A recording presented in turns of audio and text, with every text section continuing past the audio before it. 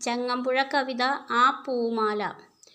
ആരു വാങ്ങുമിന്നാരു വാങ്ങുമി യാരമത്തിൻ്റെ രോമാഞ്ചം, അപ്രമേയ വിലാസലോലയ